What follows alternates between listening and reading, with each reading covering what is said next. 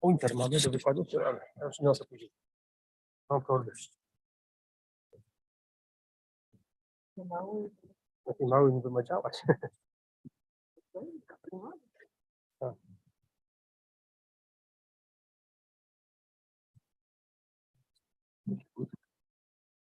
Dzień dobry, witam wszystkich Państwa zgromadzonych na naszej 19. już z kolei Krajowej Konferencji Mechaniki Pękania. Chciałbym w tym miejscu oddać głos gospodarzom tego miejsca, pani dziekan i panu dziekanowi Mirosławowi Bocianowi, którzy powiedzą słowo wstępu do naszej konferencji. Dzień dobry, szanowni państwo. Nie czuję się gospodarzem, tylko raczej zaproszonym gościem. Gospodarzem jesteście państwo i tutaj pan profesor Lesiuk, który organizuje po raz kolejny taką konferencję. Witam wszystkich Państwa, którzy są tu na miejscu, jak ja to mówię, na żywo. Bardzo się cieszę, że znaleźli Państwo czas i możliwości na to, żeby przyjechać, jak i wszystkich, którzy są, jak rozumiem, online, bo konferencja jest złączona. Więc również witam osoby, które dołączyły do nas i do konferencji w ten otóż sposób. Mam nadzieję, że te możliwości, które otwierają się, właśnie rozmowy bezpośredniej, korzystacie Państwo w pełni. Ja sama dopiero co otwierałam i zamykałam konferencję, którą sama organizowałam ze swoim zespołem. I ogromną radością napawało mnie to, że właśnie osoby, które się pojawiły, które były na miejscu, tak intensywnie ze sobą rozpoczęły współpracę i działania po, no jakby nie patrzeć, długiej przerwie, która nie wynikała z naszej chęci, ale po prostu wyższych działań. Po raz kolejny mam taką możliwość otwierania, chociaż poprzednio otwierałam właśnie online'owo konferencję, więc tym bardziej jest mi miło, dlatego że podejmujecie Państwo niezwykle trudne tematy, które są aktualne w każdej dziedzinie dyscypliny mechanika. Ja jako biomechanik też obserwuję to, czym Państwo się zajmujecie. I zawsze budzi to we mnie ogromny niepokój i zastanawia mnie, jak to jest możliwe, iż materiały implantacyjne o takiej wysokiej wytrzymałości ulegają właśnie mechanizmom związanym z różnym pękaniem o różnym charakterze.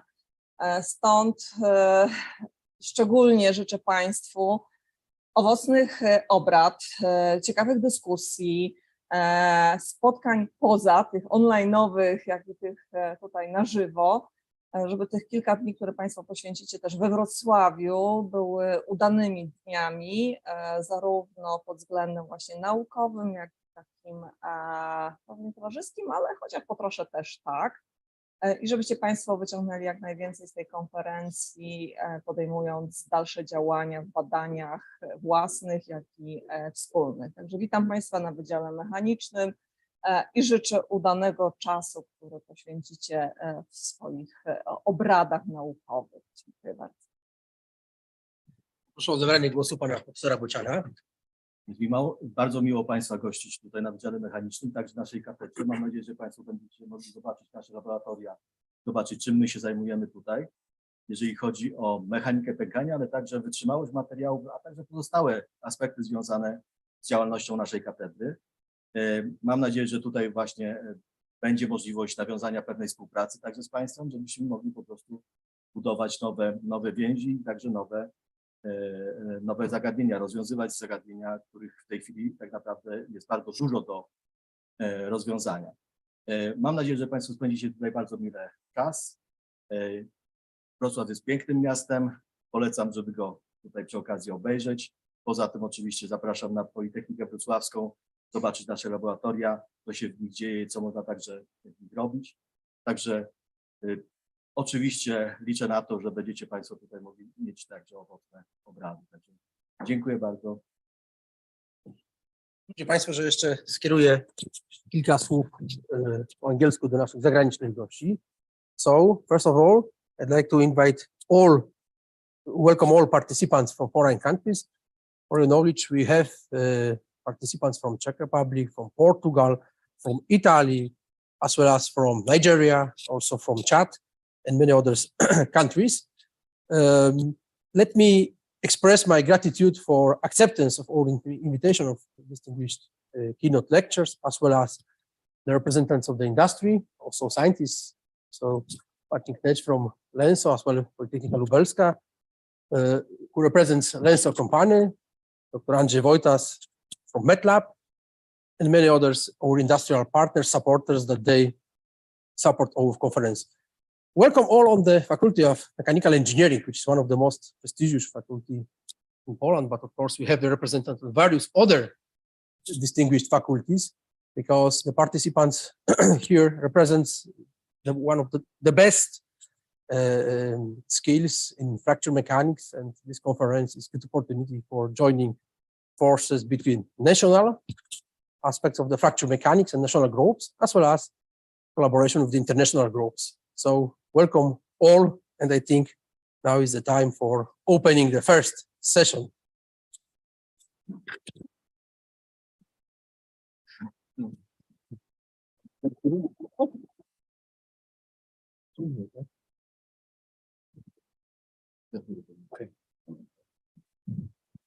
Szanowni Państwo, mamy jeszcze malutką chwilę, ceremonia przebiegła dość sprawnie i szybko. Na wstępie jeszcze małe słowo wyjaśnienia, nas oczywiście będzie więcej, bo wiem, że niektóre ekipy zgłaszały mi, że jeszcze docierają do nas, nie spodziewali się, że tak wcześnie rozpoczniemy obrady, no ale tak, no tutaj zwykle troszkę później się zaczynało, więc, ale ponieważ tak duża liczba prac wpłynęła, że musieliśmy jakoś te dni poukładać, także przygotujmy się do pierwszego keynote speakera. Ja chciałbym zaprosić z tego miejsca pana profesora Rozumka, chairmana pierwszej sesji. A ja bardzo przepraszam, miałam z Państwem zostać trochę dłużej, ale wczoraj wczesnym popołudniem prorektor zwołał pilną naradę w sprawie nowego centrum, które powstaje na Politechnice. Także życzę owocnych obrad. Bardzo dziękuję. Dziękujemy. So, let's wait for the beginning of the first session. Quickly, we will start. I would like to invite Professor Dariusz Rozumek, who is the chairman of the first session. I see that we have here also our first keynote speaker, Professor Anna Pawlowicz. We have little time, so Professor, you are host. I will manage. Dr. Mieszka. Wychodzi wszystko. Mamy jeszcze 10 minut, także.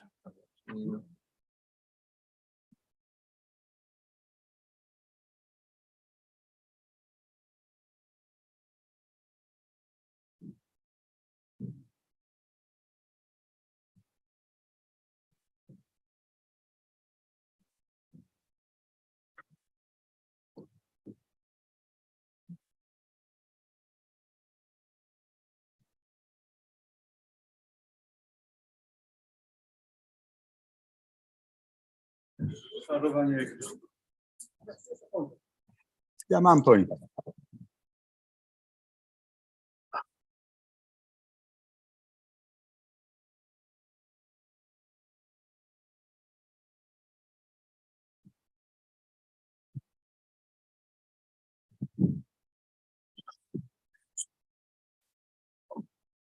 Ja mam.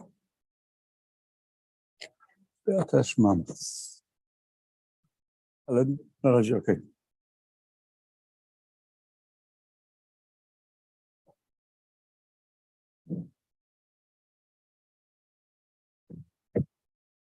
Okay, Anna, I think you can try to share your screen with presentation. Let's try how it works.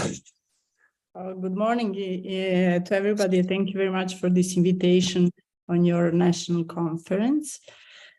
I will try now. I hope you can see it. Okay, I can see, but I have to move to another screen.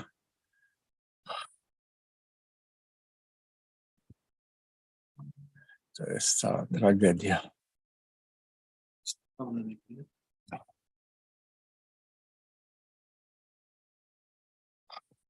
Gdyby to tutaj było, no dobrze. Właśnie.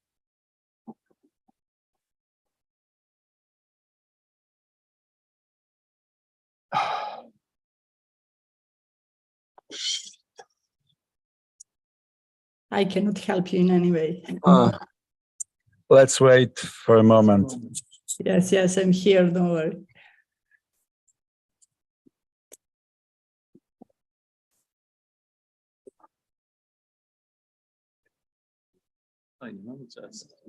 Wiem, ale... Wejdź z trybu pełnego ekranu i teraz wstawimy.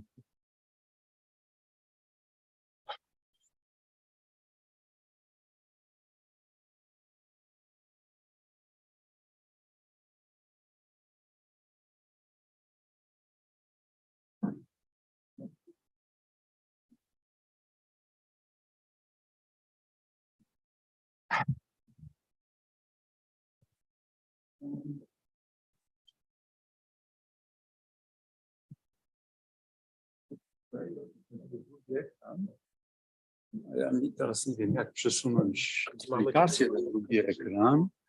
Albo tą, albo włączyć. Tutaj mamy,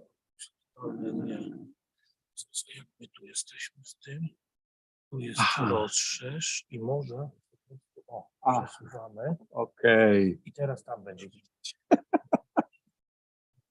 Dobrze, jest nie jedyny.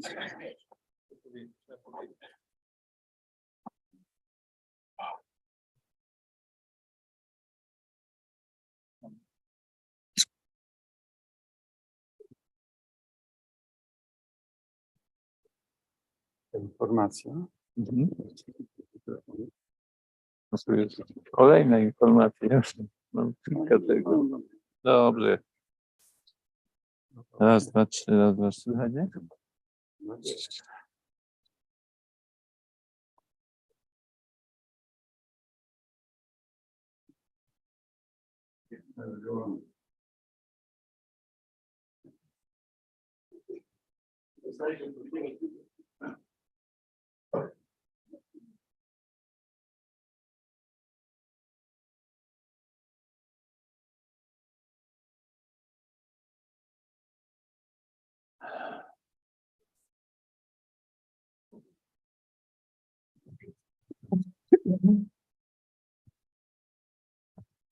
Tylko, że nie będzie on poszedł gdzieś? Czyli co, można zaczynać? Nie.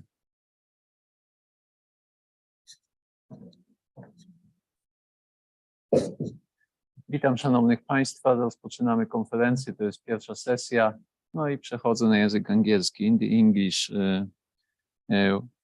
We are beginning our first session. In this session we have 4 presentations, 2 plenary presentation and 2 normal presentation.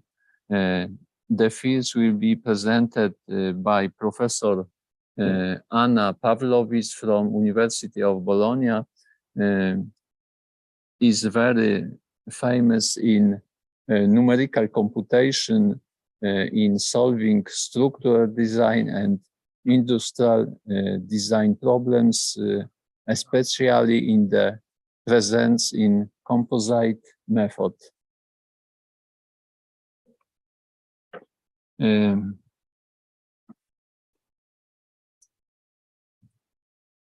The topic in this presentation is hybrid simulation of dynamics loading and loadings laminated. Here you are, Anne. Thank you very much. Thank you, Chairman. And as you said, as I know also, I have pretty much time to present this title that Chairman just said, that this hybrid simulation of dynamic loading and floating laminates. It's, let's say, our try to present some of the works that we perform in the last 10 years of research in our group at the Department of Industrial Engineering. And we try to mix these 2 methods, that is the combining finite element methods and the SPH method. So let's say that in these 20 minutes, I try to be in 20 minutes, 25 minutes. I will present you 3 macro areas of research that we perform. That is, the first one was the effect of the air in the fluid structure interaction. Then the impact on the floating laminates. And the third one is lightweighting structure and the ice impact. So on the beginning, I will try just to have one overview of what we did, what our group of the research did in the past years. So you can see from where we started and where we arrived in this moment, what we are doing in this particular moment in Bologna. So what are the smoothed particle hydrodynamics? What was our past applications in this field? And then I will represent you the impact on the naval structure in light ice icing conditions, and what impact of the ice can influence, how impact of the ice can influence on the composite sandwich structure. So on the beginning, when we are talking about SPH, it is, let's say, new methods, not so new if you see the date of 1970s, but in the last, let's say, from 1970s, it is applied in astrophysical, you can find it applied in astrophysical applications. And lately, usually you can find only the state of the art and some articles where the SPH are used in to simulate the hail and the hailstorms. In the maybe 10 years, last 10 years, you can find some good articles about the fluid dynamic application. Solid mechanics, when we are talking of the particular aspects, that is when the solid has to be destroyed, and then you have the fragmentation of the solid, so the solid can be simulated with the SPH particles. In this method, the Navier-Stokes equations are solved with the finite difference by calculating the quantities at the particles. And as you can see here in these figures, I don't know if you, yes, you can see it here. The interpolation is based on the smoothing functions that acts in this radius of, that is h, or 2h of radius.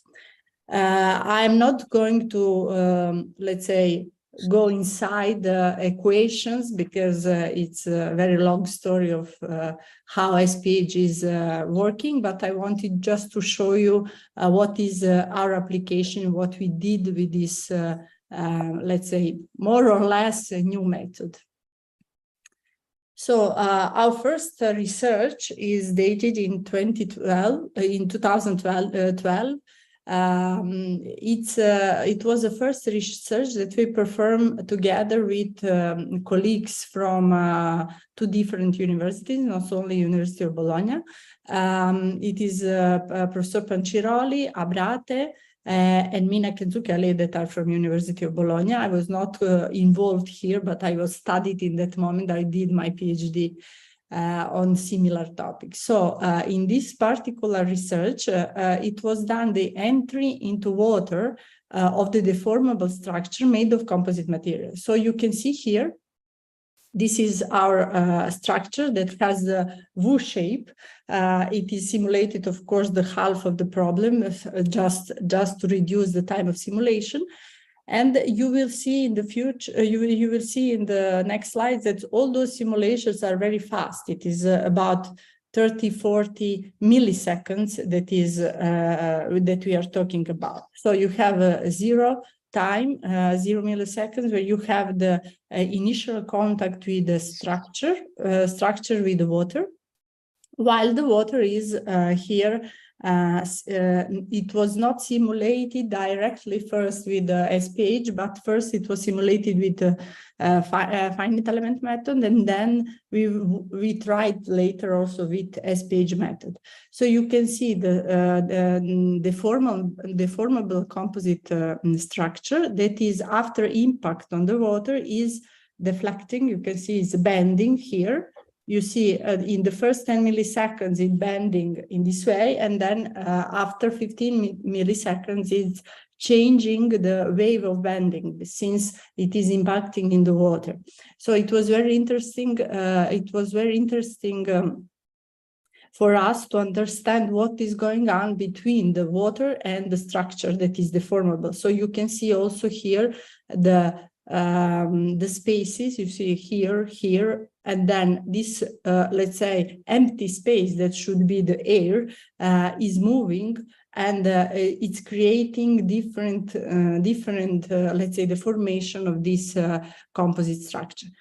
I just put the representative photo, a figure of this research, but all other details you can find in this article, that is hydroelasticity in water entry problems, comparison between experiment and SPH. So we did experiment in our laboratory, and then we tried to simulate everything using the SPH. The next year, 2013, we continue in our collaboration on the same topic together with the university, one university from Brazil, and with our PhD student, Ezequiel Potts. So here you can see this is legs of our researcher, our PhD students, and he performed the experiment. Driving a wakeboard. This is the wakeboard. If somebody used to play this sport, no, it's a wakeboard, and it's made by composite materials. It's a sandwich where you have the laminates, and in the middle you have the core structure, and again the laminates. So driving the wakeboard in the moment when the wakeboard is going to touch the water, it's very interesting to understand what is the behavior of this composite structure during the impact in the water. So we did the same. We did the experimental campaign, and then we did the numerical methods, where you can see here is the wake.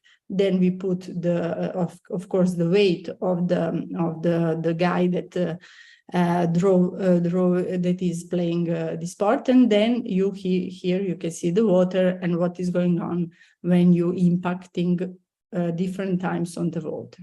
The same for this research. It was published in the Composite Part B Engineering, and you can find it with the title Design Rules for Composite Sandwich Wakeboards. Finally, but let's say we are approaching in this way more or less with impact in the water of the composite structure. So you have here one study, very important, that we try to understand what is, let's say, here it was performed only the experimental part on the dynamics of the flexible cylindrical shells that was impacting in the water. You have you can see here the cylinder shells made by plexiglass, and of course impact in 35 seconds, where you can see what is going on with the how the cylindrical shell is going to be deformed during the impact. And this was only the experimental part. This work came to specifically investigate the effect of the air when merged inside the fluid structure interaction. So the important thing for us was to understand the interaction between fluid and the structure. So we measured from experiments where we used the basic to validate the estimating comparing results from models that include or exclude the presence of the air.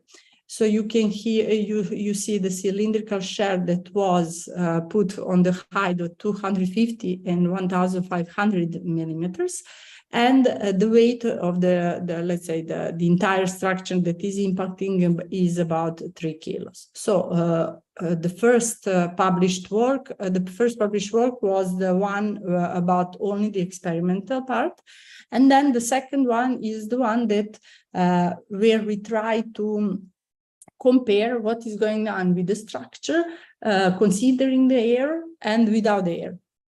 So here you can see the deformation of the structure, simulation of the deformation during the impact of the cylindrical shell in the water without considering the air.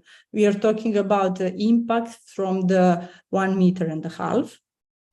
And then we try to simulate all this. So you have here the SPH particles that representing the air, and here is the water. Firstly, maybe it's useful to understand why we wanted to understand what is the influence of the air, because here you can see the acceleration with time during the impact. So you can see the acceleration of experimental part, that is the pink one, and then the simulation when we didn't consider the air. So more or less results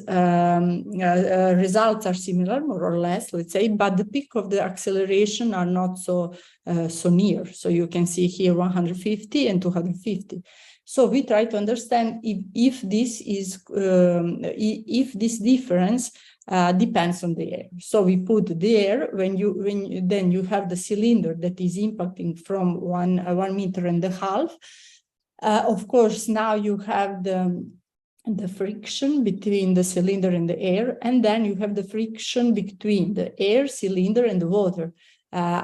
So this situation of the 0 milliseconds, when we are considering the impact, from which point we consider the impact, you have another thing to consider, that is friction between these three, let's say, solid and two fluids. So then you have now you can see that the cylindrical shell is deforming totally in the different way, considering the air. So here maybe let's say I take the pictures from 0 to this is if you consider from 0 point, maybe to make a zoom, I put this picture so you can see that in this way our shell structure is deforming in another way. So this was important to understand what is the influence of the air during this kind of impact of the structure in the water.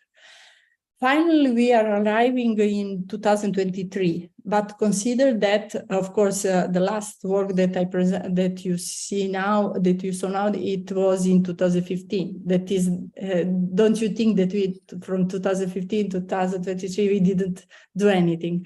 In the meantime, we studied a lot the behavior of the composite material. So we did I don't know how much experiments on the species, on the different layer structure, on the different sandwich structure, and everything to, let's say, validate the mechanical behavior of these composite laminates. So all those experiments was published in the meantime, and then we wanted to understand what is going on if we have performed the impact, classical impact with the rigid body, impact on the laminates that is floating on the water. In this case, water, but you can use also other fluids. So this work was published recently. It is FEM SPH numerical simulation of impact loading of floating laminates in the Journal of Marine Science. Why in the Journal of Marine Science? Because this is a typical problem of marine science, where you have the vessels that are impacting on the water, or something is impacting on the vessel while is floating in the water. So here you can see these are the SPH particles that are moved during the impact. So just to observe a bit closer. In this study, we proposed the same hybrid numerical model combining SPH and the finite element method to investigate the impact of external object on the floating laminates. So here you have impactor, spaceman, and then you have water and tank. The tank in this case is not so necessary, but it is used to be modeled because it has to contain the water, so it is not going to flow away. The same, the impact on the tank was modeled by as a rigid body. So impactor and the tank was modeled as a rigid body using the explicit analysis.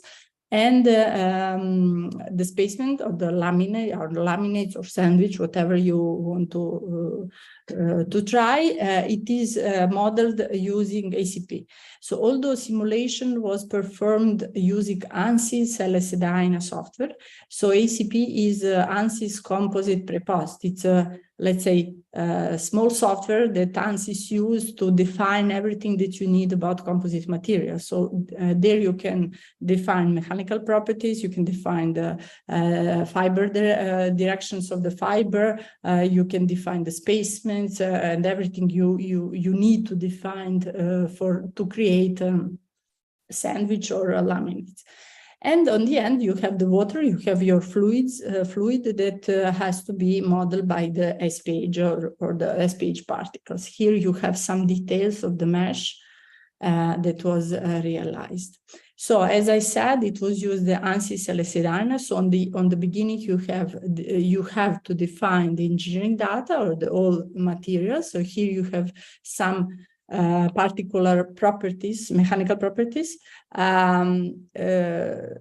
Just to say that in all these cases, let's say from 2016 to 2020 that we studied materials, usually we use the Torai materials, composite materials. So usually we use the Torai 700, and in this case it was the same. And these are the mechanical properties that we obtained for that material by our experiments. So these are not the mechanical properties used from literature or used from the company. These are the ones that we obtained from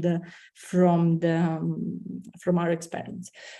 Then after you define the mechanical property, you have to define everything you need for the laminates. As I said, you need to define the direction, you need to define the thickness, you need to define how many layers you want to put. In this case, we have a sandwich structure, so we have a core on PVC. And after that, you create your ACP model, then you create a mechanical model, and the mechanical model here you have practically, you have impactor, you have ice, and you have the tank. And this is, let's say, the finite element models and SPH for the ice, of course. Then you can perform many LS-DYNA analyses as you need. In this case, you have 5 meters per second velocity, 10 meters per second, and so on. So the important thing for the material model is to define what is the material in LS-DYNA. If there is somebody, if you use LS-DYNA, you know that every material has the name, has the definitions, and all equations that are behind these material models, mathematical material models. So, as I said in previous years, we saw that the mathematical model that is most convenient to model the Torai 700 layer is the material 54, that is enhanced composite damage model that is using Zaiwu method as the criterion for the fracture. Or material 55 that is using Cheng method. That all these two methods are very similar. So we tried both, and there is no so much difference between them. The another thing very important in the impact test is contact automatic is how to define the initial contact between the impactor. Here in this case, you have the contact between impactor and the plate, and then the plate and the water, and the water and the tank. So all these contacts are not automatic. You have to define it, and you have to be very careful on what is the slave, what is the master during the contact definition. So here you have the most important one is a contact automatic node to surface that has to be defined between the SPH particles and shell elements or solid elements. So on the end, on this simulation, you can see that we try 3 different cases. The first case is a simple impact. We take our laminates, our sandwich, and we're impacting as a classic impact test that you can find in the literature that is performed. Then we take a plate, put on the water, but we clamped all surfaces of the plate. And the third one that you can see also that is totally different from the first one is that this plate is totally free on the water, is not fixed, it's only floating on the water. So you can see here that the impact force is more or less similar for the first 2 cases, and totally different, or when the laminate is floating, the impact force is lower, much lower than if you fix it or you perform the classical impact test. The same is for the displacement. It's around, let's say it's around 10, 11, 10 for experimental part and 11, 12 for simulation. Also in this research, it was the experiment was performed from University of Naples, and we performed the simulations. On the end, you can see here also what is the difference if you see the impact of these 3 cases, impact force with the time. So first 2 are completely similar. You see the very good, the points are very close each to one. And the third one, when you have the laminates floating, that is completely different situation. Of course, you have here about what about the tension? The tension that is created. We also try to understand what is going on if we perform the impact energy of 10 joules or 20.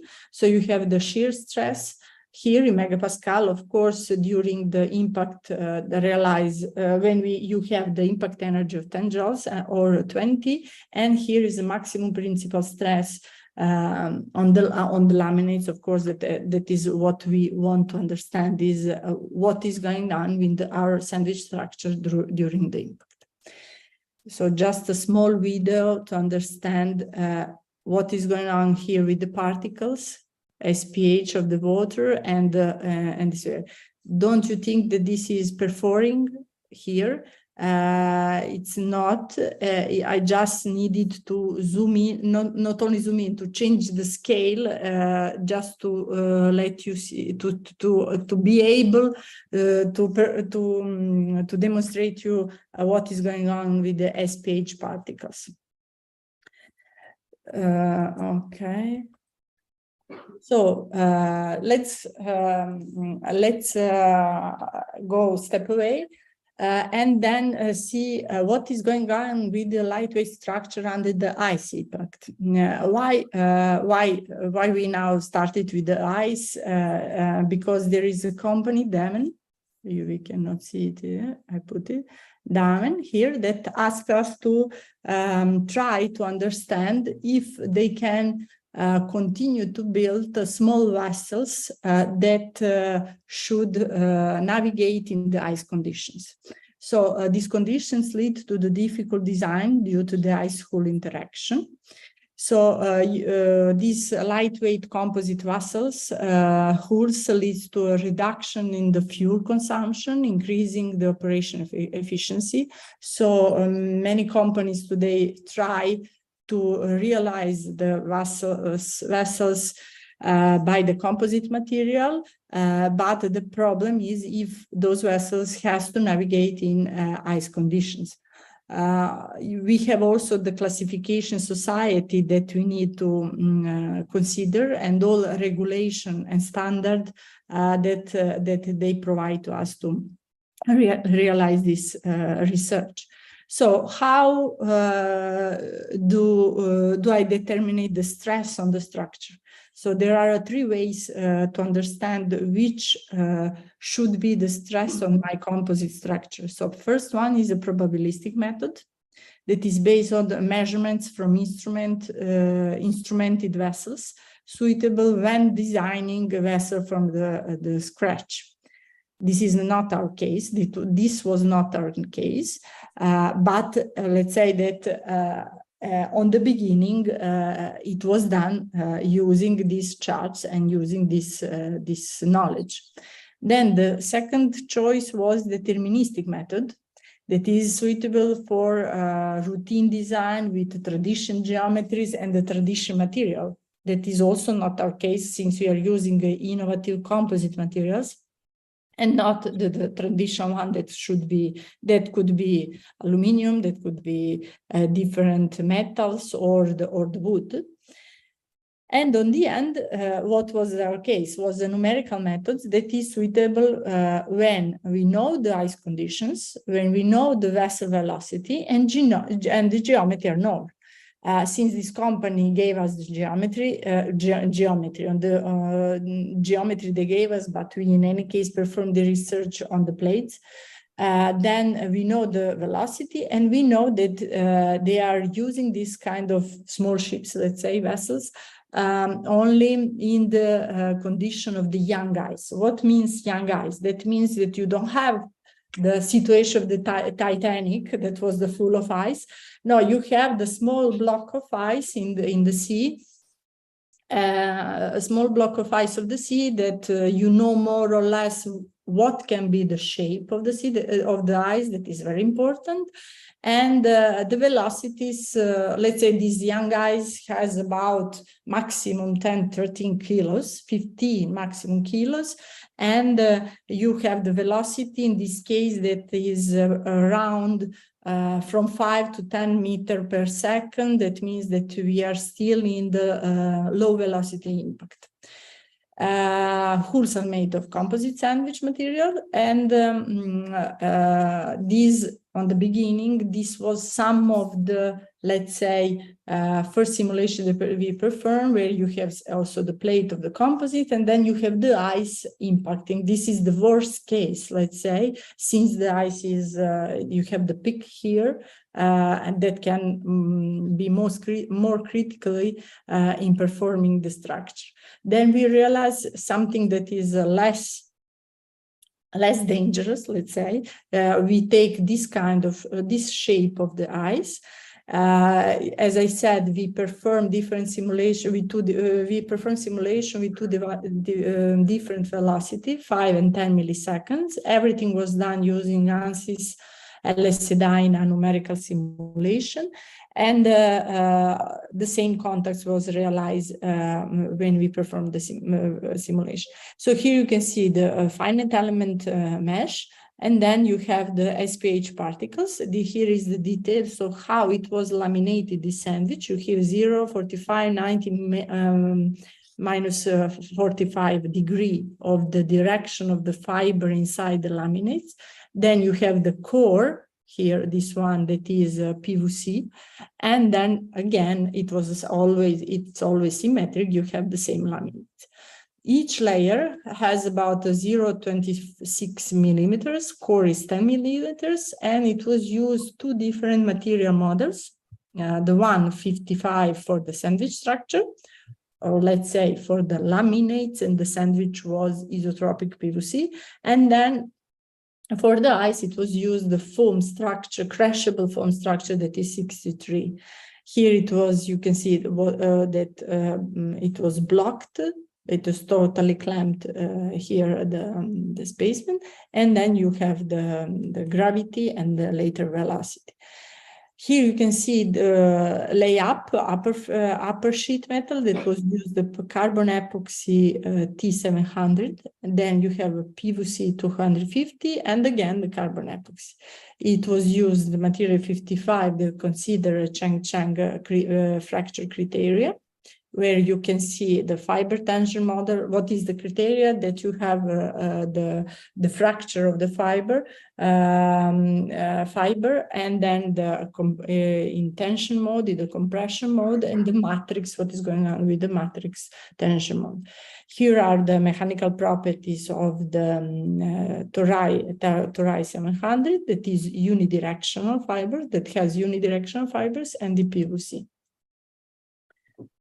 What about the ICE model here? What about ICE model? ICE was considered as a ICE page. As you see on the beginning, it is used the kernel function, that is a classical function that is used for define not only the ICE page as a particles, but to define the interaction between the fluid and the structure. So as a result, you can see here the difference between difference during the experimental part and the simulation. Sorry, not experiment. Here we didn't perform the experiments, it's a bit difficult with the ICE, but here we did the two different simulations. The one that was the ICE of 8 kilos impacting with velocity of 10 meters per second, as the classical impact test, where you have 20 kilonewtons of force, impact force, and then you have the same situation, but considering the water as the SPH particles, and then you have this difference of 5 kilonewtons on the impact. So we have a boundary condition where, as I said, a 4-edge fixed, no friction, frictionless, and then you have a sandwich mesh and the ICE model particles. Here are the same results, but just to understand with impact force with the displacement, or the impact force with the time that is more or less 80 milliseconds. The same, we try to also perform the different velocities with the 4 kilos of ice, and the same velocity, 10 milliseconds, but the different, let's say, inertial mass that is impacting. So you can see the differences in the results. So here you have some results when we use the less dangerous, let's say, ice with this shape. You see the SPH particles that is started to spared, but as you see, it's just going back. So that means the simulation is finished, and here you can see some deformation and the tension that we obtained. As you can see here, the results is depending a lot of the velocity of impact. The results are depending a lot of how you, let's say, design the ice, what is the geometry of the ice. It is still, we still work on this research. It's exploratory work. We didn't finish. We didn't publish this. So please don't send to anybody these figures. It's new. Yeah, effect of the ice shape is important. Effect of the ice breaking criteria is important. So if you model the ice as a material 63, where is a foam, crushable foam, it's different if you are modeling with other methods. And another problem that we consider, that in this, let's say, combination of SPH and FEM model, we still are not able to understand the delamination of the composite materials. Here you can see some tensions that we obtain, but we still are looking that maybe some other material model for the composite structure should be applied using this solid fluid structure interaction, let's say. That was all. Thank you very much for your attention. Thank you very much for your presentation. Do you have I cannot hear you. Do you have any question or comments, please?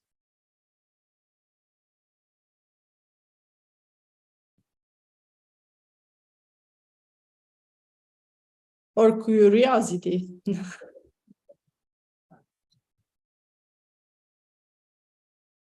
No questions. Again, thank you for your presentation. Thank you very much. The second plenary presentation will be presented by Professor Marek Smaga, is head of the research group Metastability at the Institute of Material Science and Engineering at the Karlsruhe Landet, Germany. His research focus on process, microstructure, mechanical and physical properties, relationship of metastable and stable metallic materials, fatigue in the whole fatigue regime from light cyclic fatigue and very high cyclic fatigue at low room and high temperature, as well as on magnetomechanical interaction in engineering materials. So thank you very much for this kind introduction. We are ready to go. Sorry for Russian. Just a moment.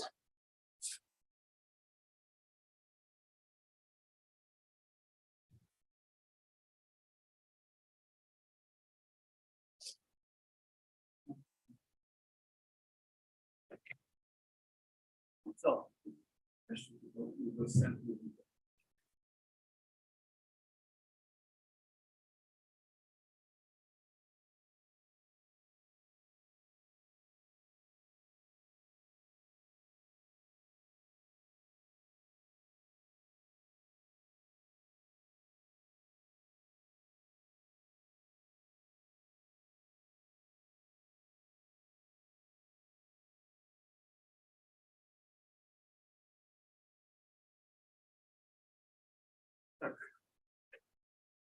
Yes, please.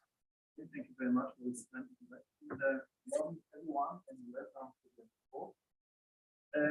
Today I would like to talk about the experimental investigation, and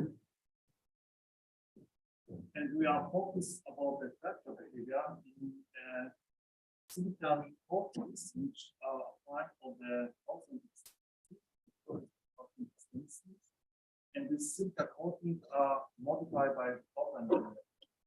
This coating were developed in Stockholm, and the father co-authors of this presentation is in Krajowa, is a full student in my group. It's not sharp,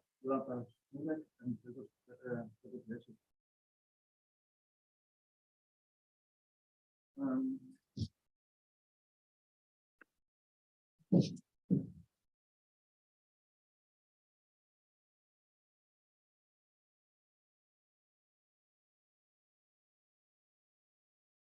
okay, the universe of Krajowa is close to the console, and if you want to achieve the roadblock, you can take the change in Krajowa.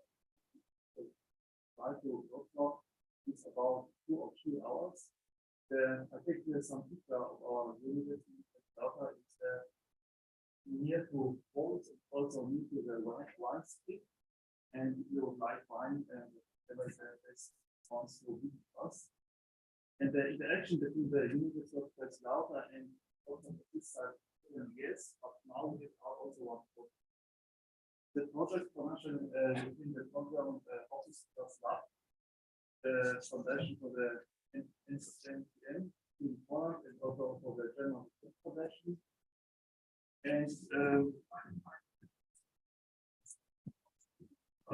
Prosić mikrofon, bo coś jest w porządku.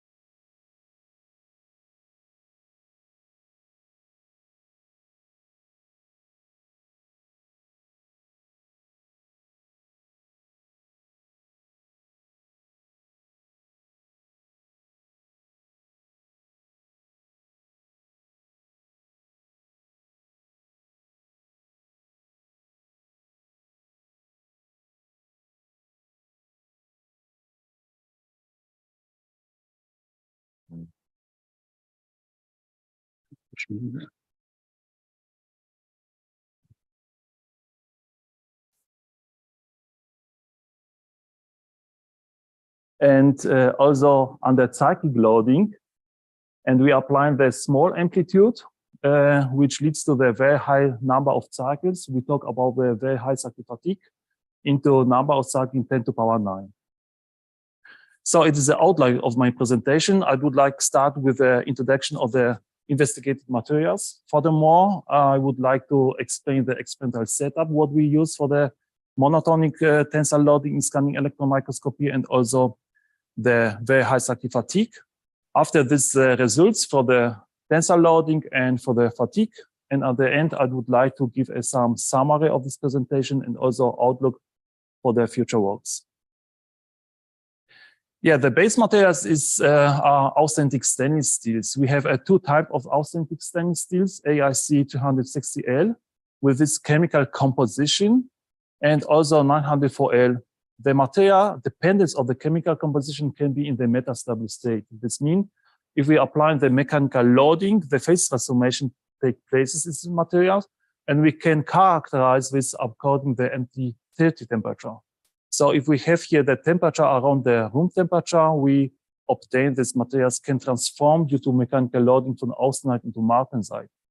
The initial microstructure look like this. We have a homogeneous austenite, single phase, and due to mechanical loading, we can measure the magnetic fraction of the alpha prime martensite. These are these needles, and this phase transformation from the austenite into martensite takes place only in this materials 260L. And 904L, due to higher content of the nickel, is more stable, and no phase transformation from the austenite into martensite takes place. So we have a fully paramagnetic austenite even after space-time failure. On these materials in Wrocław, we're applying three kinds of coatings. We use two types of the spacemen, flat spacemen for the tensor loading, and this spaceman for the very high cycle fatigue. On the spaceman surface, coating number one is a silicon dioxide with this thickness about 200 nanometers and the deviation about plus minus 6 nanometers. The another one, which is organically modified, have a higher thickness, and also have a higher deviation in the thickness. And the 3-1 coating is also organically modified, and we have a thickness about 561 nanometers, and we have a small deviation about the thickness. The tensile tests were performed with spacemen, with flat spacemen, with all of these three coatings, and the very high cycle fatigue were performed on the round spacemen, but only with this coating number 3. So if you look in the fatigue or about the life of the materials, we have we can destroy the materials due to mechanical loading by monotonic loading from 0 to the spaceman fracture. So we can apply not 1 cycles, but 0.25 cycles from 0 to the maximum. And if we go to the lower stress and higher number of cycles, we can look about the fatigue strength in the very high cycle fatigue regime. And our limit is now the 10 to the power 9 cycles. It is photos of the two experimental setups. Here you can see the small tensor machine. We are applying the mechanical loading. The flat spaceman is applied here in the middle. We can apply the maximum 5 kilonewtons of the spaceman. And this machine is included in the scanning electron microscope. So for this, we can investigate it in situ, the crack initiation, crack propagation during monotonic loading. The second one, it is the machine for the very high cycle fatigue. We working with a high frequency, 20 kilohertz, and therefore we developing this setup at our institute, and more details I will be showing you later. So let me start about the tensor loading with material AIC 260L. If you look on this photo, we can say, okay, technically it is some structure which is very flat. But if we look in the scanning electron microscope or in the confocal microscopy, we have some topography. We have some roughness about maximum 4 micrometers. At the beginning, we think about this, that this, for the one hand, the surface is a technical relevant surface. Furthermore, maybe this topography can be also offer more interaction between the metallical substrate and the coatings, and therefore the adhesion will be better. And on this surface, the three kinds of the coating were applying. After this, we perform the tensile loading. Here maybe you can see that it's three lines. It is similar because, of course, the strength of this materials, the metals plus coating, come from the materials. So it is very good results because we compare the damage in the coating at the different elongation, 2, 4, 6, and 12 millimeters. In situ, on this point, we can observe the development of the damage in the coatings. So if we talk about the strong electron microscopy, we have to take into consideration what we see. We induce an electron beam, for example, with 10 kilovolts of the spaceman surface. And this electron induces some reaction with a substrate. If you have a steels where the materials is a conductive, have a special density, and it is a molecular Monte Carlo simulation of the reaction of this electron with the surface. Now, if we apply the coatings of the surface, we have non-conductive materials with another density. Therefore, this interaction can be another one. And in some cases, if the coatings is too high, we cannot observe this change in the surface by using scanning electron microscope. However, if our case, we have a maximum thickness about 0.5 micrometers, 500 nanometers, and we can observe the coating and also the steels with a different contrast because the reaction of the electron primarily beam with this volume. So now I would like to show you the damage process in the coating number 1. Here we have a SEM micrographs with this resolution of initial state. After 2 millimeter elongation, it is the same places. This part is also this one. And after 6, maybe you can see the first damage here in these materials. And if we look closer to this, we can see that at 2 millimeters, we have first cracks in the coatings. And after further elongation from 2 to 6 millimeters, is a huge elongation, and we have a silicon dioxide, the crack propagation doesn't exist. We have a development of a small anode cracks. Now, when we go to the coating number 2, which is modified with organically, we have also representative on the initial state at 2 millimeters and 6 millimeters. And maybe you can, if you look closer, you can see the damage in these materials. So already at 2 millimeters, we have one cracks, or in this magnification, one big cracks with a higher opening. And further elongation to 6 millimeters leads to the more opening of these cracks, but not significant propagation occurs. And now, coating number 3, again, initial state after 2 millimeters and after 6 millimeters. Elongation of the spaceman is the loading direction. And if we look in the details, we can see at 2 millimeters, at this part, we doesn't observe any cracks. So we have higher strength of these materials against the crack initiation. Furthermore, if we have some cracks at 6 millimeters, we have a similar behavior like to the coating number 1. However, the amount of this cracks is smaller. Now, if we compare coating number 1, 2, and 3 at 6 millimeter elongation during the tensile test, we have following behavior: several cracks in the coating number 1, but the crack length doesn't increases, but the amount of the cracks with the increase of the elongation. Coating number 2 is more or less have a bigger cracks with a higher opening, and coating number 3, which is organically modified with a constant thickness, have some cracks with some length, maybe a little higher as coating number 1. Furthermore, I take one picture for the in situ tensile loading. This what we see is a platin layer, which is applied for the focused ion beam investigation. And here's a picture at 6 millimeter elongation. And if we apply twice longer elongation from 6 to 12 millimeters, we can see that this platin coating is broken briefly. And here we have some rubbly behavior of this coating. So it's a very good information for us, because during the cyclic loading, we can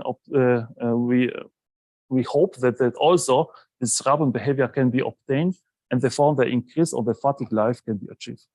However, we have a silicon dioxide organic modifier. So now I would like to show some information about the very high cyclic particles. Here's again the photo, and what we use.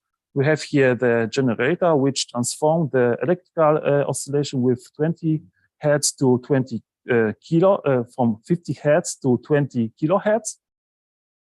And after piezoelectrical, inverse piezoelectrical effects, we apply the oscillation in this whole system, also in the spaceman. We have a maximum oscillation on the end of the spaceman. The spaceman oscillation occurs in this direction. And in the middle, we have no oscillation, but the maximum of the stresses. Of course, the spacemen have to be simulated, and the geometry have to be exactly performed, because we want to apply only one standing wave in this direction with a frequency of 20 kilohertz. It is what we apply. Furthermore, this oscillation of the end of this spaceman we control during the fatigue test. For this, we use the laser vibrometry and measure the oscillation. On these slides, you can see the oscillation in micrometers from 0 to 10 micrometers. We started, and if you look at the closer, we have a sinus loading with a 20 kilohertz. And also we use a pyrometer for the measurement of the temperature, because due to the high frequency, we have also the increase in the temperature, especially for the authentic stainless steels, we have a higher increase in the temperature. Therefore, after a short time, we have to stop the test. And with this air cooling, we cool continuously the spaceman, because we want to apply the fatigue test at ambient temperature, not at elevated temperature. And here is the example of the fatigue life for the spaceman without coating. It's the blue one points, and with coating. And I take here again one pulse from 0 to 270 megapascal. We can recalculate the oscillation in the stress of the spaceman. And the red line shows the development of the temperature. And you can see we start at the beginning around the room temperature, 20 degrees C. The temperature increase up to below 50 degrees C. So we have to stop this and cool in this time. This means the effective frequency is smaller as 20 kilohertz.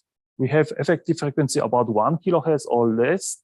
This means if we have to obtain the 10 to power 9 cycles is 10 times to 10 to power 8. If we want to obtain this point, we need about 2 weeks for one test. And okay, what we observe here for the fatigue life, the red points, it is the points with the coatings, seems to have a higher fatigue strain. And again, we go with the spaceman, not in situ, but ex situ, where after a stop of the test, we go to the scanning electron microscope and make the microstructure investigation. What is a damage process of these coatings? And of course, important for us is to depress the development of the extrusion and intrusion. Here's some picture from the literature. In the very high cyclic fatigue, the crack initiation occurs very, very later. We have a change in the dislocation density, dislocation arrangement. This localized with a slip bands, and in the slip bands, we can have a start of the micro cracks on this point. And due to applying of the coating of the surface, we want to depress this, and therefore the higher strength can be achieved in the materials. So it is a microstructure of the FIP cut of the spaceman without loading. You can see here the platinum layer. We need this because we go here with an ion beam and destroy this regime of the materials. After this, we make the polishing. And so we have here the platinum layer. Furthermore, this is the coating. We observe also in the scanning electron microscope this polishing surface have also nanocrystalline layer. So it is nanograins. They have also positive influence on the fatigue strain. And below we have grains of our authentic stainless steels. So we can see that the connection to coating to this nanolayer is very, very good. And now this spacemen or the another spacemen were cyclically loaded with a 20 kilohertz, and we investigated how occurs the damage in the coatings. So it is what we observed in one specimen which achieved 10 to the power 9 cycles without failure. However, if you look closer in the surface, we find this damage. So here is steels and around the coatings. Maybe you can also see this scratch or lines. And our assumption was that maybe it is an extrusion. For this, we make again the FIB cut on this point exactly and look closely. And what we see, we have a protective plating layer, coating, nanocrystal layer. You can see at this part, the coating is broken because we are exactly at this part. And furthermore, we go to the materials. And if we look in the closer on these materials, we can see that this change in the topography occurs for the top of the specimen. So we have to assume that it was some scratch, the scratch before the coating or maybe after coatings. And the specimen which achieve 10 to the power 9 cycles have several some points. It is at very small scale. If you take the specimen and look with eye, you don't see this crack or this scratch. However, there exists. So we have to look for the future if we have some scratching before the coating or maybe after coating to eliminate it. The further interesting point was to analyze in scanning electron microscope the specimen which was broken at 6 times to 10 to the power 8. So we are in a very high cyclic fatigue regime. We may make 3 investigation far away of the microcracks. And also in this regime and in this regime, here is a crack. We can see we have some steels without the coating, and our investigation was focused about the connection between the coating and the surface after this very high cyclic fatigue loading. So first of all, if you look in this part far away from the cracks and the specimen achieves this number of cycles, we can see we have no damage in the coatings. So this means we have only one crack, which is localized on one point, and due to cyclic loading up to 10 to the power 8, this material doesn't destroy. We have, again, as an initial state, very good connection between the coating to the nanocrystal layer. And our assumption is that this nanocrystal layer maybe make this, that we have a nanotopography which achieves the strength between these two materials. And in the authentic stainless steels, in the materials, we see typically microstructure changes due to cyclic loading. There can be the twins or the stacking full on the dislocation, which would like to go out through these nanocrystal layers and also through the coatings.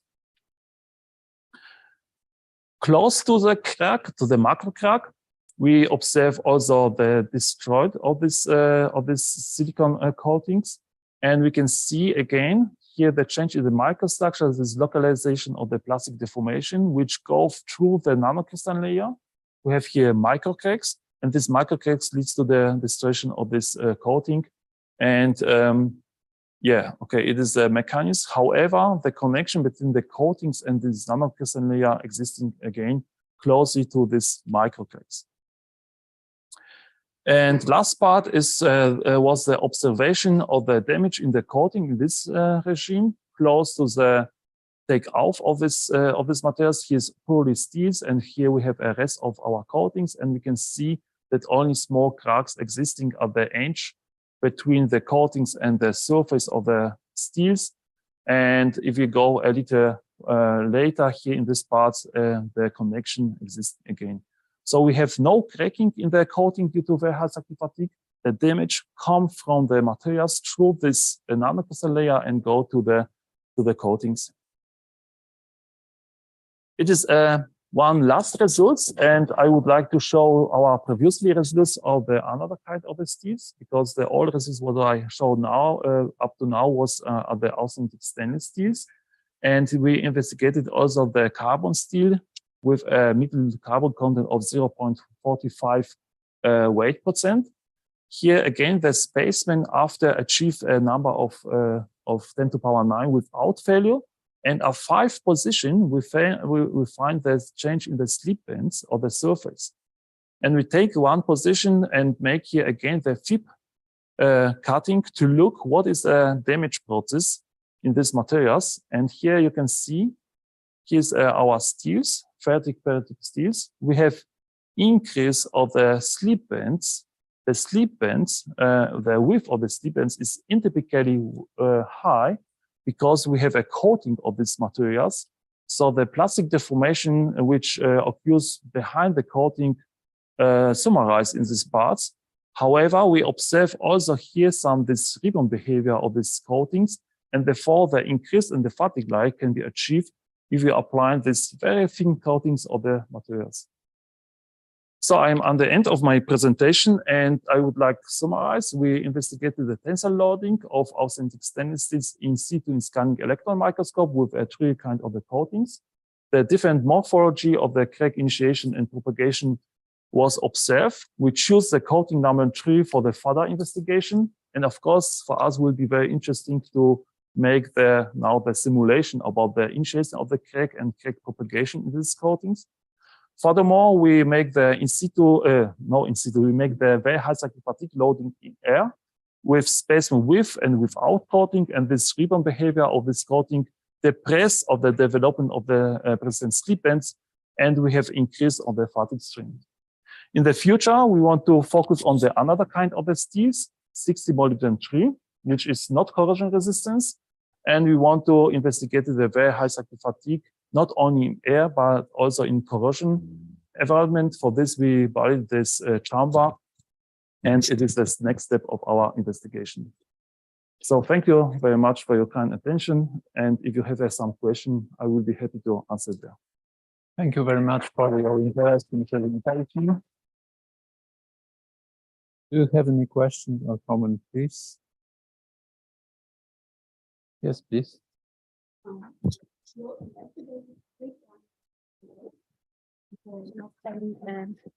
Different results. So what is the conclusion about the quality of this coating and possibility to apply in practice? The conclusion is that the coating number 3 is our favorite at the moment. Mm-hmm. Because we have here this rubbing behavior, like ductile materials. Furthermore, we can obtain here a constant thickness, and the thickness can be also modified depending on the application. The coating can be applied on the technical surface, like a rough surface, and also on the flat polishing surface. Mm-hmm. And for the application, we have to make the one step more. What we want to do, or our partner here in Wrocław would like to include some incubators in these coatings. And if we have some cracks, the self-healing process can be obtained. Okay. Mm-hmm. So at the moment, I cannot answer this question. If this coating will be also better for the technical application, because it's dependent of the process of the healing process in these cracks. Maybe the cracks will be too long, and maybe like this morphology will be better, Mm-hmm. or maybe Mm-hmm. this one. Mm-hmm. But without this self-helping process, the best properties show this coating and show also the increase in the fatigue life. Okay, thank you very much. Next question, please.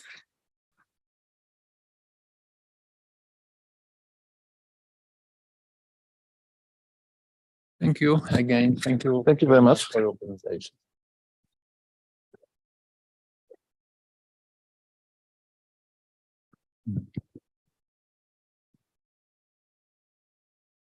The next will be presented by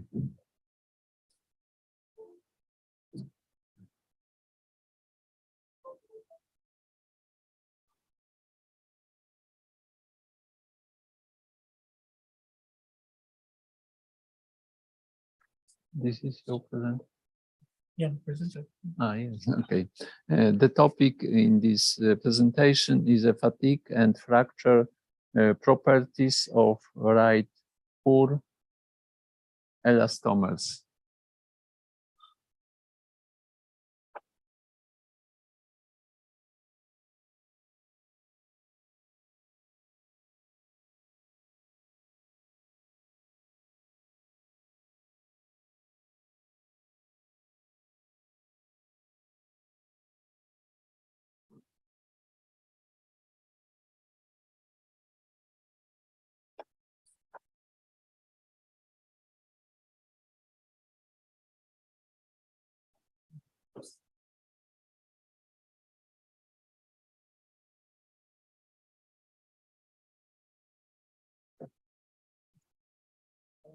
Good morning, everybody. My name is Krajowa, and I'll be talking on the property of rigid pure elastomer. Pure stands for polyurethane.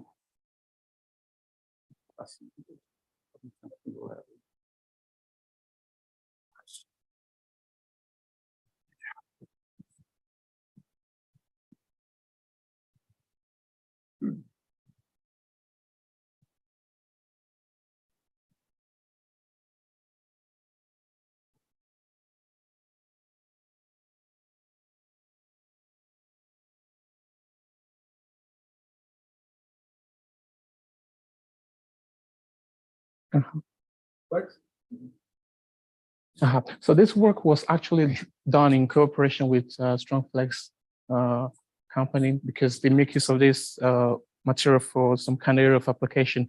So what we want to do is to investigate the fatigue and fracture properties of this rigid pure elastomers. And first of all, we can see various ways that we can actually apply this material, mostly in automobiles, because this is a very good material. It is really flexible, durable, and it can actually withstand some high level of, let's say, stress or load. So we divide this work into things like we have the component, from the component to the CAD, then to the prototyping, then the testing. So we can say the testing or the CAD and the test is majorly what we can say we focus on in the laboratory, because the prototype may not really be our work because we cannot produce it in large quantity. So, but we can focus more on the CAD and the testing and see how this material will actually behave in the laboratory, then recommend to industry. And here we actually conduct this test, and we see this the stress and the displacement behavior of this material. So we consider, as you can see in the previous slide here, we have the one in red and the one in yellow that we have here. So these two colors actually symbolize the material we put into concentration, the one with red and the one with yellow. And here on this plot, we can see that we have the hardness of this material with 80 SHA and 90 SHA. These are two different hardnesses. And we subject this to this testing, and we have this curve. So we can see that both of them, they almost behave the same way. However, the stress for this material with 90 SHA is a bit higher than the one with red, even though they have almost the same displacement at fracture, but the stress is a bit different. And also we use OGD model to do the verification of this same sample because of this behavior of the material. So we have to subject to this kind of model to see its behavior. And after comparison with the verification of the two, they look almost similar, even though they are not so close. However, they look a bit similar, just like we have in the stress displacement curve here. And for the fatigue loading, the relative errors do not exceed up to 5 millimeters, and the displacement of the diabolus specimen is about 7.8%. So for the DIC, we also conducted a DIC test with a force of 465 Newton, and for the FEM force, because we have to compare the DIC with the finite element method. So the force applied for the FEM was about 468, and we obtained this curve like I showed you previously. This is just the setup of the test, and here you can see the strain energy to displacement. And for the two material, that is the 80 SHA and the one with 90, they look a bit different because you can see the strain of this blue material is almost at 1,000, and the one for 500 is for SESJA is a bit over 500. However, the displacement looks almost the same, like about 8 millimeters. However, the strain is a bit different. So we are going to justify these reasons in later presentation, later slide. So while we conducted this fatigue test, these are the results for the 80 SHA and the 90 SHA. We have the number of cycle to failure here, and also for the one of stress ratio of 0, and the one for the ratio which is 1. We also conducted this one, and we obtained this result. Like I said, this red is for this, and this is for that. And for further investigation, we also subjected to another cycles, and we have this. You can see here that the number of cycle to failure reaches almost 10 raised to 6, and here is on 10 raised to 6. Here is 10 raised to 6 as well, and here is a bit less than 10 raised to 6. So how we use the force control mode to check this. So with the fatigue test of the component, the force level was about 10, 15, and 20 kilonewton, and the frequency was about 1 hertz, and the ratio is 0.05. And this work it has been published from this description below here. And the material looks this way. I mean, the fracture region of this material after we subjected it to cyclic loading looks like this. Initially, it was like this. Then after failure, it looks like this. So this surface, we can say that we can make a prediction that it doesn't look like we have some kind of plastic deformation that precedes the final fracture, because it looks like almost rough, even though it's a bit tricky, because we can see something that looks like plastic deformation, even though it's not. And from here, from the comparison of the two material of stress of the ratio of 0.980 and this one, to differentiate, we have this number of cycle, and for the yellow one, it's exceeds 1 million, while the red one is a bit less than that. You can, if you want to enjoy more about this result, I would recommend that you go through this this description, and you can check it on ResearchGate or whatever platform that is comfortable for you, and you will definitely appreciate the result of this work. So as regards the failure mode, this is how this material fractured after the application of 20 kilonewton, and for the red one, the material failed like this after the application of 15 kilonewton. And numerically, finite element method wise, we compare, and it looks a bit similar. So which we can say there is a good validation of this failure mode, because as we have from the finite element method here, we can see the area of the stress concentration is around this region where we have like almost the sharp edges. As we all know that in order to avoid this kind of problem in the future, whenever you construct any tools or material, we should try as much as possible to avoid some things, to avoid stress razor, or to avoid stress concentration like sharp edges, or you should try to avoid notches, or you avoid weld joints, yeah? And for the prediction algorithm, we have from the material test here, also checking the material properties. So we have the PR part. Then from the PR part, we can check the FE, that is finite element analysis of the part. Then from the same part, we subject it to loading condition. From the fatigue test of the part to the fatigue life prediction of the part. So these two can be done concurrently while we are doing this. So what we have in between them is the verification. And also we can do the fatigue life prediction. So for the validation, the first approach based on peak stress strain component, that is uniaxial loading. And the second approach, considering multilateral loading and current stress strain states in damage zone, like I showed you from the previous slide. So we have these two models or modifications that we can use from this equation. We have the Brown-Miller criterion that has this equation, and we have the 1 gram modification here. And we actually try to modify or to combine both in order to suit what we actually want. So we arrived this equation. So this equation was actually further used to checkmate or to validate the result we obtained. And you can also check this work from this description here. It will give you more information about the work that was done before we actually arrived at using this equation.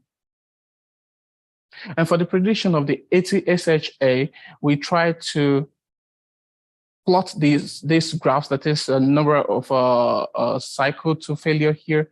As you can see here from the first model that we have previously here, the one we modified with the second one here. And we have 5 points as a life factor into power. As you can see here, that is we have outside, and all points is a life factor is about 3. And for the second one, 1 point life factor is raised to the power of 2. And we have the one inside is about 3. So we have 3 here, we have 3 here, we have 2 here, we have 3. So 5 points in total, and 1 point that is a bit outside here. So here we have the current model and the peak strain approach. The one that looks like a steric or star, and the one that looks like triangle is the current model that we adopt for this work. And remember, this was for the 80 SHA, and this is for the 90 SHA. Yeah. So like we said, here we have 3 points as a life factor in 2 times, and 1 point as a life factor in 3 times, as you can see it's here. And also 3 points as a life factor in 2 times, and all points inside the life factor in 3 times. That is the one in red. You can see here with this plot is just to give us some to check the accuracy of the model that we use. So in as much as we have so much point within these 2 lines, that we can say it is much more accurate rather than having so much point outside the lines.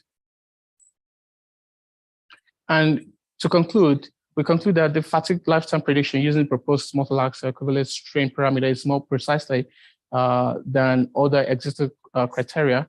And also, in the stress strain approach, there's a noticeable difference in fatigue behavior of such elastomeric material. And lastly, the proposed methodology can be extended for further stress strain combination. And before I thank you for your attention, I would like to show you this first. This is like a feature proposal from our professor, and you are cordially welcome. And at the same time, if this city is new to you, we would like to give you a tour in the future to see this beautiful architecture that we have in our great city. And also, this is just a profile of our university if you're not conversant with it. And you're welcome for this program in the future as well. So thank you so much for your attention. Thank you very much for your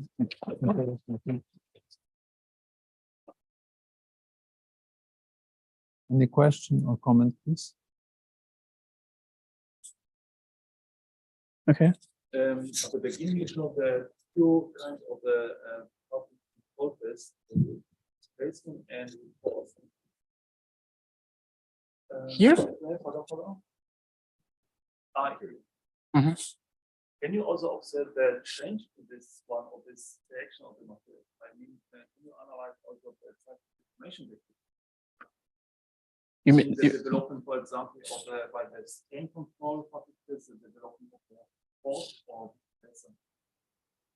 okay, so you mean how does material behave towards stress or strain? Yes, by that logic. The first started up to number. Yeah, like okay, Professor Santos, right? Okay. So you measure also the some rate and different parts.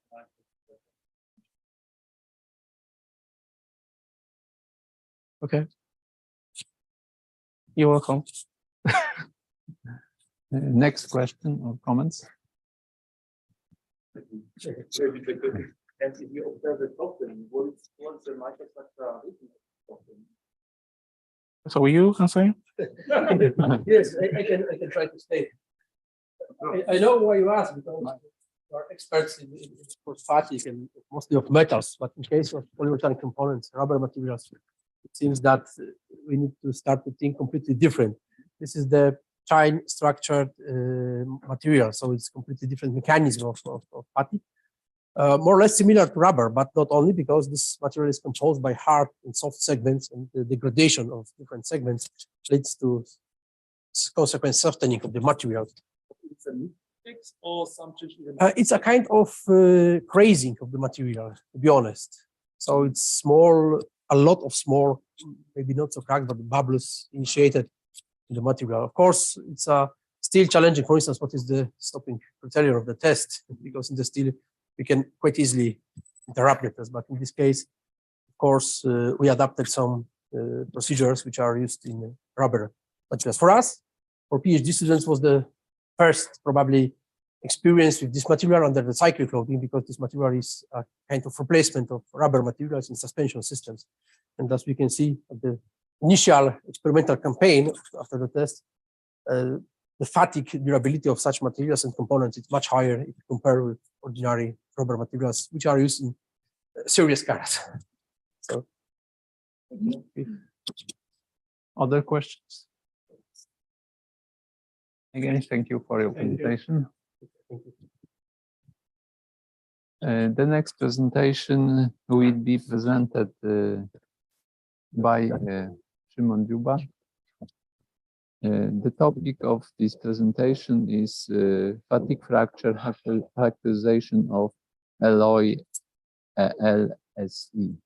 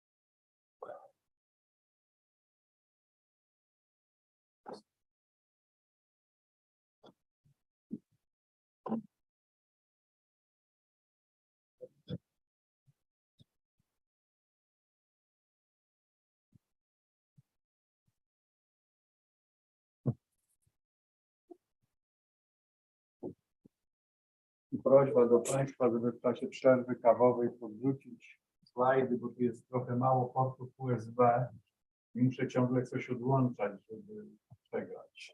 Jak robimy to w czasie przerwy, to będzie prościej. So let's start. Good morning.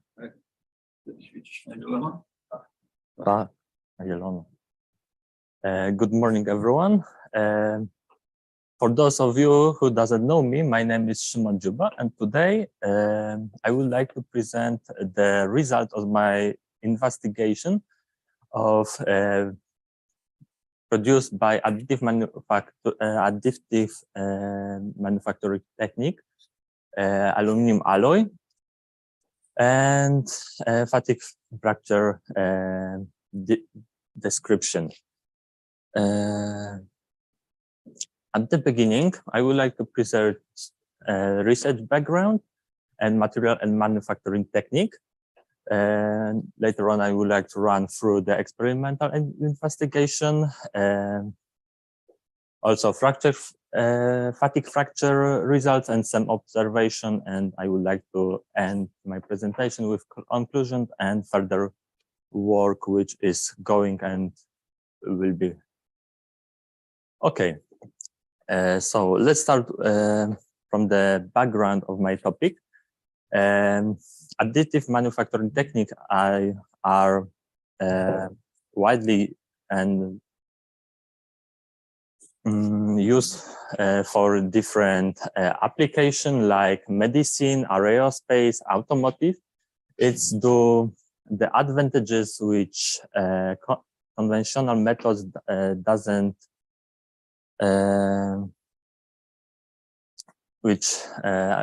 conventional method doesn't have. It's like freedom of design. That means we can produce complex geometry, reduction of the number of technological operation, low level waste, and in case of low series production, we can cut supply chain. The aim of the study is aluminum alloy, which is used for complex geometry and also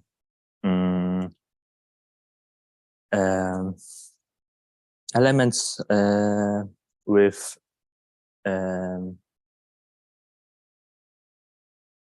for a complex geometry elements. Because this alloy has a low density, high strength, good thermal, corrosion resistant. It's widely used in the aerospace industry, automotive, and also food industry. The aim of work is that the fatigue fracture characterization wasn't fully described on the literature.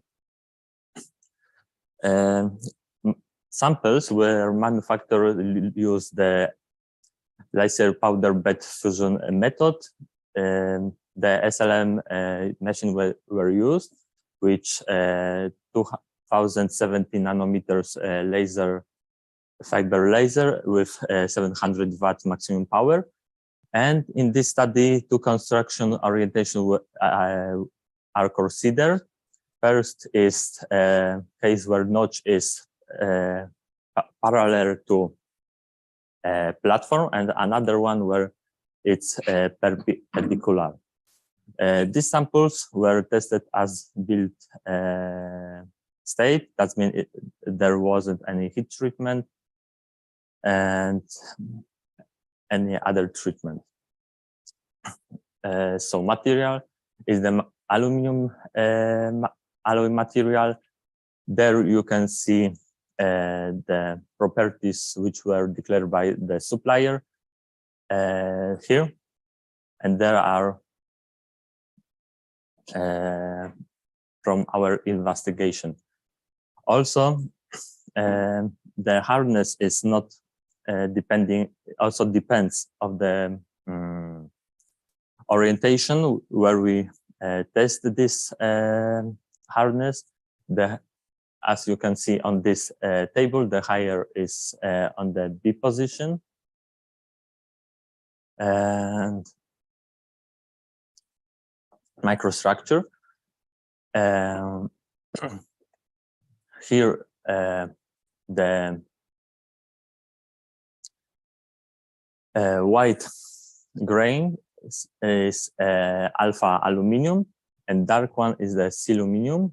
Here you can see the fine zone and coarse zone on the melting pooling boundary.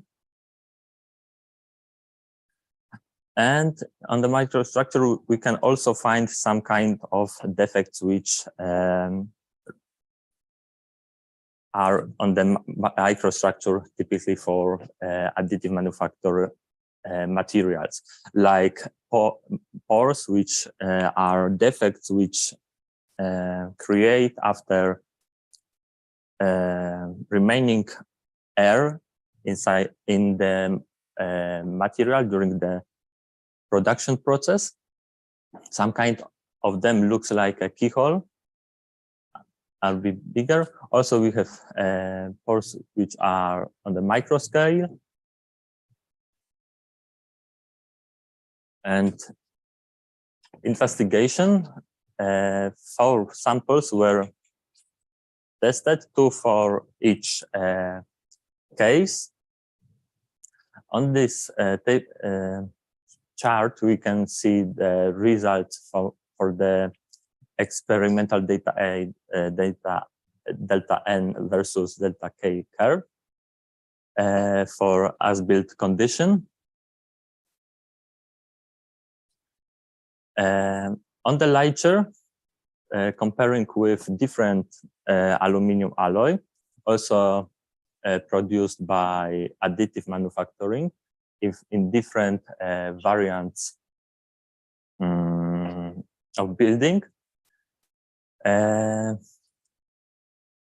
In this research, authors also suggest the heat treatment process. there is another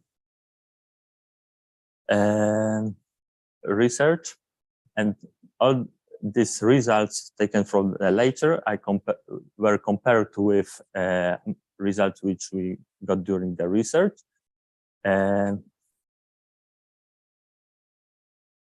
They showed mostly the same results. Okay. Also, some investigations were carried on. In these pictures, we can see the melting pools, and we can find also some defects like micropoles or unmelted powder during the process. Conclusions. The obtained results were compared with the results which were available on the later. They obtained the similar curves for the similar aluminum alloy producing by additive manufacturing. The main mechanism of fatigue crack growth retardation is associated with structural defects such as pores, keyholes, and metal regions. These results hold the promise of continuation of the study of elements produced by additive manufacturing, and further experiments are required to study the effect of the size of the test sample, the effect of the notch production, if this notch will be production during the additive manufacturing process or will be machined later on, and also influence of anti-crack growth fluid. Yes. I would like to just mention about further work. As you could see on the previous slide, smaller these samples were tested, but we have also a smaller one and also not notched yet a specimen, which will be notched to check the notch production results. And yeah, anti-crack growth fluid. It's a patented crack arrested fluid, which is not actually water, as many people can say. The method is that we put this fluid into the crack, and as we can see on this chart from the Leszuk et al.'s publication, we can notice that poor material, fatigue crack growth curves for poor material, and for a specimen where fluid were applied. As we can see, the number of cycles for the specimen with fluid were prolonged, and also looking for a comparison of fatigue crack growth rate for poor material with stop hole, but also with activated anti-crack growth fluid. We can notice that this rate is more than 10 times bigger. And also this study were carried on the same observation of the dry zone for which represent poor material and also fluid activated zone. That's everything for my side. Thank you for your attention. And thank you very much. Thank you very much for your presentation. Any question or comments, please? Yes, please. I have a question. Yes. What type of, because I didn't notice it, what type of metal I have a question. Yes. What type of metallic substrate you used? Because I didn't notice it. What type of metallic substrate you use for your measurement?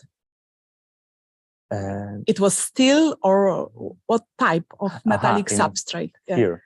Yeah, There- spacement. There was the material was, sorry, I didn't mention that. It's very important. Thank you for this question. In this study were carried on the pyrolytic steel. Okay.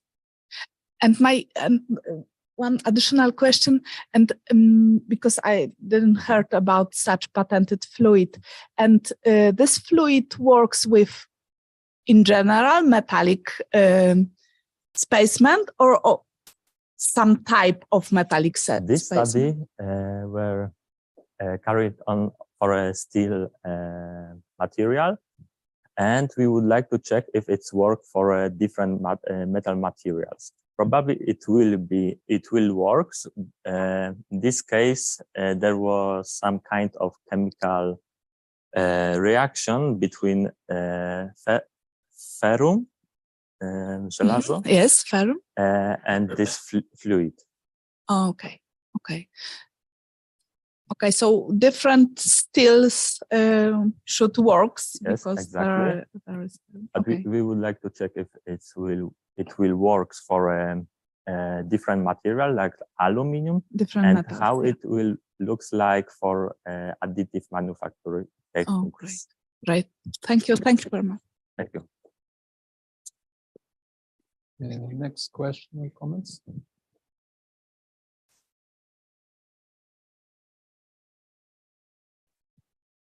Thank you for the presentation. I have a simple question about the spaceman geometry for the Growth course. How you choose this spaceman geometry, and maybe if you have some idea which spaceman geometry would be better for the additive manufacturing spaceman. Should we produce this spaceman with the shape, or maybe will be produced some block, and from this block make the machining of the shape of the spaceman? The geometry of these samples were taken from the standards, but as I mentioned on this slide, we would like to check what the influence of the notch production. This means in this case we produce the notch during the process, during the additive manufacturing process. But we would like to check also what will be if we just produce plate of the for a test, and we will machine notch during this later on during the machining process. It's about 8 millimeters.